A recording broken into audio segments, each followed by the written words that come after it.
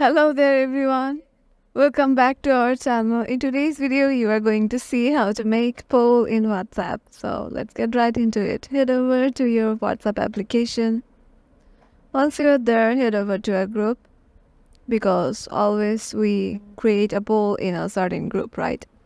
So then head over to the message box or chat box, and once you click there will be a paperclip icon right beside the camera option. Once you click there will be a poll option right there just beside the event and audio option, and just tap on it. And here goes your create poll option. All you need to do is ask a question here, ABCD. I'm just doing this one and add an option 1 or 2. And you can add multiple option here, and you can also allow the members to give multiple answers, or you can also just turn it off.